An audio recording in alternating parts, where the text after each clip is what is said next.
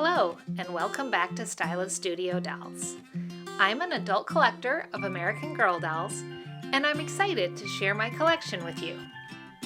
In this video, I will tell you about my experience buying American Girl dolls from shopgoodwill.com.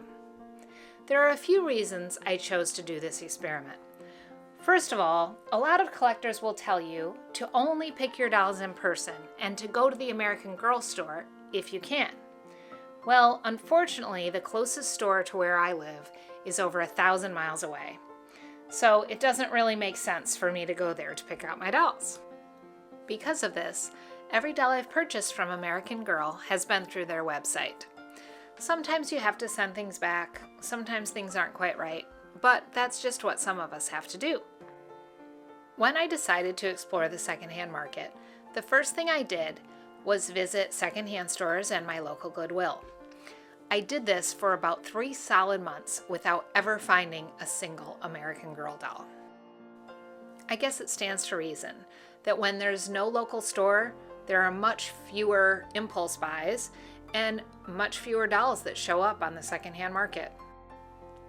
When Facebook Marketplace was also not fruitful, I decided that online was my best bet. I didn't want to start off on eBay or Mercari because I wanted cheap dolls that I could use to try out customizing. So shopgoodwill.com is where I landed, and these are the 10 dolls I've purchased so far. This is the first doll I found. I decided to start out with a Josefina mold because it seems like customizers have less issues changing out their eyes than some of the other molds. Plus, they're plentiful enough to not be too expensive. I'm not sure whether or not she is 28 or 53. When I ordered her, I assumed she was 53 based on the fact that she looks like she's blonde to me. But then once I got her and I compared her with these pictures, I realized that 53 seems to have more platinum blonde hair, so now I'm not so sure. Her hair definitely seems darker than 53's, but it also seems a little lighter than 28's. So maybe when I have her all cleaned up, it'll be easier to tell. But let me know if you have any insight on this. Her body is actually in really good shape, other than the fact that she just needs to be cleaned up. However, the thing that definitely took me by surprise was these perma panties. I knew they existed, but I knew they were produced for such a short amount of time that it didn't even occur to me that they might be on these girls. I was so focused on their face and their hair that I failed to notice that, and of course it wasn't disclosed in the description. So that was lesson number 1 for me when shopping on Goodwill.com. As you can see, she is in good shape other than just needing to be cleaned up. Few marks here and there, but her torso is pristine, and that's the part that is harder to get stains out of, in my opinion. So the best surprise is that this girl came along with the first one. And I wasn't really that excited about her at first. She's a classic mold, and most people don't like to use classic molds for customs. But when I was taking pictures of her, I just started to fall in love with her right away. She is just adorable, and her only flaw is that it looks like she was in a fight with a dog at one point. But I'm pretty sure I can fix that, at least somewhat. I think I can make it less noticeable for sure. So I cleaned her up, and let me tell you, she just kept getting cuter and cuter. As a matter of fact, she became my first ever fit model when I started designing clothes for these girls. And then I decided to identify her. And I realized that she could either be number 12 or she could be Gwen. And either way, I think this is really cool because if she's number 12, she's one of the older dolls. And if she's Gwen, that would be amazing too. I'm not worried about her being worth anything, especially given the wound on her hand. I would just like to know for my own information. Here are the clues that I have. Her hair seems to be longer in the front. I don't know if that's because Gwen's original style had a little hair pulled up on top of her head, or if number 12 also has those longer pieces in front. Here are the tags on her. I tried to look up online how to tell, but I wasn't sure which number I was looking for and where, so if you have any insight, please let me know. And here she is wearing a dress from my spring collection. I think she's so beautiful. One of my 2 favorites for sure. The next girl I got is this lovely lady, and this is no mystery. Of course, this is Blair. And she looks pretty good. She has some markings on her face. One of her eyes, of course, is looking off in a little different direction, and the other one's looking down, basically. But for the most part, she's in really good shape. So I cleaned her up and also used her for my spring collection. I will definitely be adjusting her eyes at some point. This little lady came along with Blair, and I'm not really interested in collecting Well-E-Wishers, but I have a plan for her. I'm going to make her Luna Lovegood from Harry Potter, so I'm pretty excited about that. The 4th doll I got is Grace. I was really wanting her, and I was so excited to find her. Her face and body are in pretty good shape, other than obviously a lot of dirt, and her fingernails and toenails are painted. Her foot has some markings on it. I'm not sure how hard those will be given they're red. This is the most disappointing part. Her bangs are cut off up by her scalp. This wasn't visible in the photos on the website, and it wasn't disclosed in the description. So I was not intending to replace this wig, so that's really disappointing. She did come with a really great American Girl outfit. As long as I can get these spots out of the left sleeve, I'll be really happy to have this. The next doll is Julie, and I wasn't really seeking her out or necessarily intending to get her, but she came with the Grace I just showed you, so I decided to go ahead and get them. And she definitely needs some cleaning up. She has nail polish on her fingernails, some marks on her legs, both front and back. And the most disappointing thing is the back of her right arm, and I'm not sure how that's going to go. On the plus side for this doll, her torso is really clean, and her hair looks really good as well. I have not washed it yet, but it has not been cut at all. So, I spent double my normal budget to get these 2 dolls, even though Julie wasn't necessarily on my list. And I was sort of disappointed after revealing them because of the things I've already showed you. But they also came with this bed. If you know whose bed this is, please let me know in the comments. It's obviously missing one pull for the trundle bed part, but I think it'll clean up pretty nicely. And these 2 dolls also came with a pretty good amount of American Girl clothes. I'm really excited about those rain boots. And it has several, I'm guessing, dance or gymnastics outfits. Not exactly sure what all of them were initially intended for. Those black stretch pants, of course, will be useful. The glasses are really cute, and I love those little shorts. More little dance or gymnastics or ice skating outfits.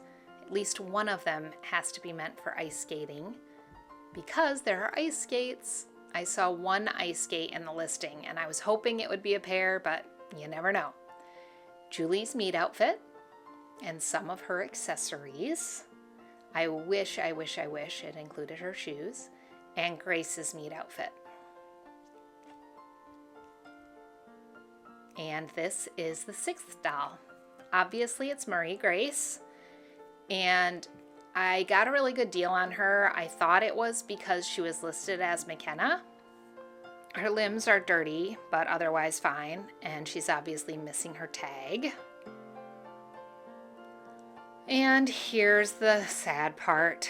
Her face is so crooked. Her right eye, or our left as you're looking at her, is so much smaller than the other eye, and I just cannot get past it. And it's obvious that she has had a haircut, but you can see evidence here of her little pin curls, which have also been cut off. But there she is, and this is the worst set of limbs out of any of these dolls. So I'm not sure I really think I want to send her in for a new head, but I just don't know if I should just get a whole new body or if I should just tighten up the limbs. Let me know what you think, because otherwise they are in good shape. The 7th doll I got is Mary Ellen Larkin, and she is one of the 2 out of this 10 that doesn't need much maintenance. Obviously I haven't cleaned her up yet and her hair needs to be washed and styled, but she's really clean. The only flaws she has are these little white dots on her inner arm and around her neck, both back and front. And I've concluded that they come from her pearl necklace, which is disappointing because that is an original accessory. It is possible, of course, that she was exposed to extreme heat or something like that, but I'm just hoping that this will clean up nicely. The 8th doll is Kaya, and there's kind of a story surrounding her. I was bidding on a Kaya that I really, really wanted, and I didn't get it.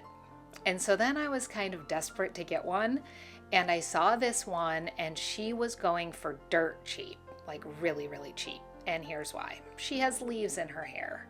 So I knew that there was a distinct possibility that she had spent a lot of time outside and that she may have rain damage, and she was definitely a gamble, combined with the fact that they didn't show her without her clothes. But her body was in great shape. Her limbs, her torso, all in great shape. Obviously, she needs a new wig. That goes without saying. It's obviously been cut, and it's also just extremely dry. There's one other very unfortunate thing about this doll. She had light pink eyeshadow all over and inside of her eyes.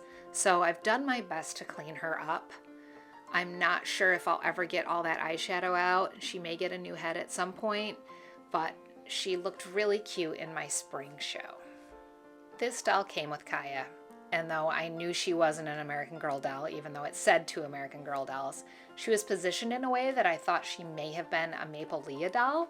So I was kind of excited to see what she was, but she's a My Life As, so that was a little disappointing, but my mom's been using her as a fit model for some things she's knitting for me for my fall collection. The 9th doll is Grace again. After the disappointing hair on the first one, I just had to try again, and I'm so glad I did. She is in excellent condition. I was so excited when I got her that I cleaned her up right away, and I'm sorry to say I didn't take a picture first, but she really was not far off of this. And here she is in my spring collection, and I am so happy to have her. She's the best one I've gotten from Goodwill.com.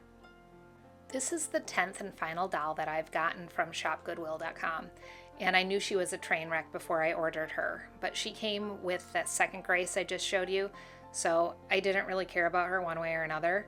The front of her hair is singed off, and she is missing a lot of the paint from her eyelids, and you can tell that someone tried to do eyeliner on her at one point. My 12-year-old son, who actually admits that most of these dolls are cute, said that she is so creepy, she's looking into his soul, and I thought that was funny.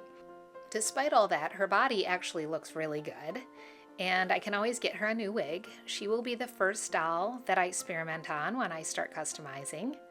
I cleaned her up and I carefully hid the singed part of her hair, and she was part of my spring collection, and I think she looked really cute. So that is all 10 of the dolls that I have gotten from shopgoodwill.com. I think this is a good group to get started with when I try customizing, and I'm happy that I've gotten them, but I think I will shop elsewhere the next time I'm looking for secondhand dolls. Here are the pros and cons.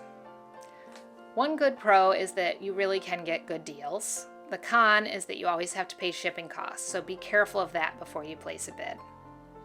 Another pro is that you can shop at any Goodwill in the United States from anywhere else in the United States. The con is that you can't see them in person before you buy them, but some stores do offer pickup in person if you're close enough, and then you can avoid those shipping costs. Another pro, for me at least, was that none of them had any odors. And I'm wondering if that's their policy to only sell things with odors actually in the store. but I'm not sure, maybe I just lucked out. Another con is that you may end up with surprise flaws. I certainly had some of those. A pro is that you may end up with some surprise items that you weren't sure were going to be in the lot. And another con is that there are no guarantees. Make sure to read carefully because some of the Goodwills do allow returns and some don't. And obviously, if it came through the mail, you're going to have to pay to send it back, which is going to be another expense. So one more thing that falls under pros and cons is inaccurate descriptions. So that can be a pro because if a doll is labeled wrong, but you know who she is, you can get her without a whole lot of competition.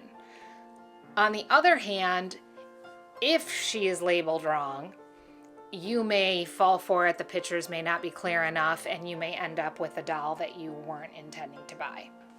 The most important thing to remember if you're going to try this route is that you are taking a gamble. This is definitely a risk, so be mindful of that before you invest a lot of money in these dolls, but it may pay off, you just never know.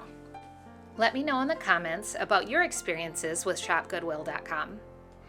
If you liked this video, please like and subscribe. Hit that bell if you'd like YouTube to let you know when I upload another video. I do this because these dolls make me smile, and I hope a doll makes you smile today as well. Take care.